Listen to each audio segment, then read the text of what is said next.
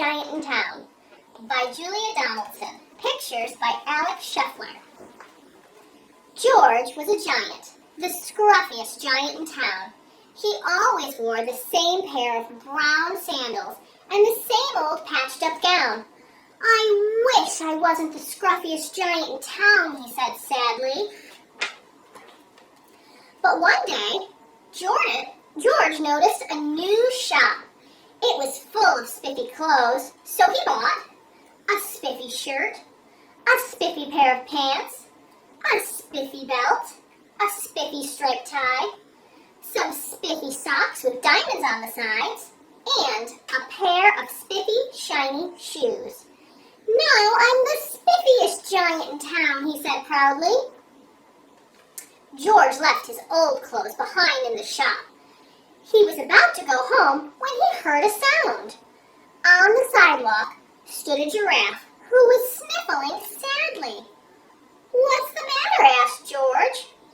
"It's my neck," said the giraffe. "It's so very long and so very cold. I wish I had a long, warm scarf." "Cheer up," said George, and he took off his striped tie.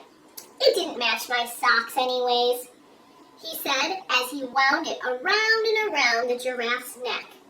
It made a wonderful scarf. "Thank you," said the giraffe.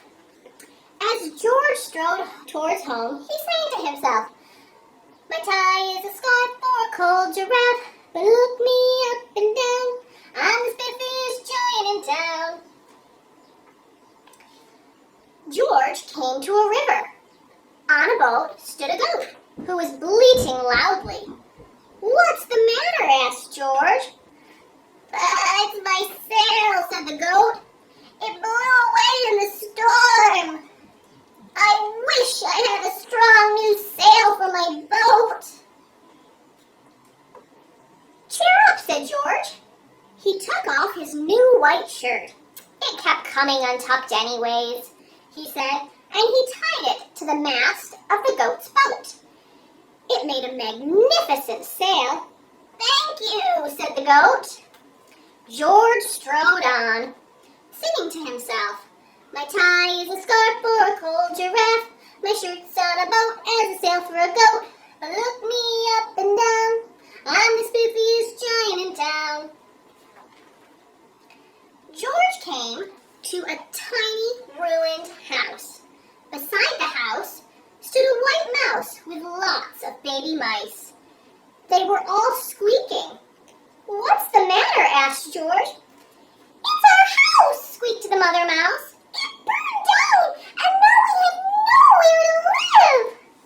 I wish we had a nice new house." "Cheer up," said George, and he took off one of his shiny shoes. "It was giving me blisters anyways," he said, as the mouse and her babies scrambled inside. The shoe made a perfect home for them. "Thank you," they squeaked. George had to hop along the road now, but he didn't mind. As he hopped, he sang to himself, "My tie is a scarf for a cold giraffe, my shirt's on a boat as a sail for a goat, my shoe is a house for a little white mouse, but look me up and down, I'm the spiffiest giant in town." George came to a campsite. Beside a tent stood a fox who was crying. "What's the matter?" asked George. "It's my sleeping bag," said the fox. "I dropped it in a puddle. I wish I had a warm, dry sleeping bag." "Cheer up," said George, and he took off one of his socks with diamonds on the sides. "It was tickling my toes anyways," he said as the fox snuggled into it. It made a very fine sleeping bag. "Thank you," said the fox. George hopped on, singing to himself, "My tie is a scarf for a cold giraffe, my shirt's on a boat as a sail for a goat, my shoe is a house for a little white mouse, one of my socks is a bed for a fox, but look me up and down, I'm the spiffiest giant in town."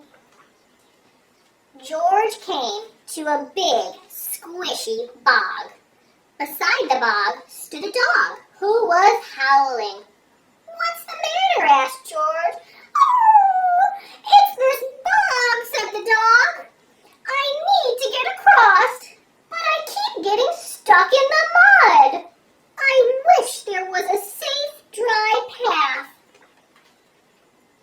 said George, and he took off his spiffy new belt. It was squeezing my tummy anyway, he said as he laid it down over the bog. It made an excellent path. Thank you, said the dog. The wind started to blow, but George didn't mind. He hopped on singing to himself. My tie is a scarf for a cold giraffe. My shirt's on a boat as a sail for a goat. My shoe is a house for a little white mouse. One of my socks is a bed for a fox. My belt helped the dog who was crossing a bog.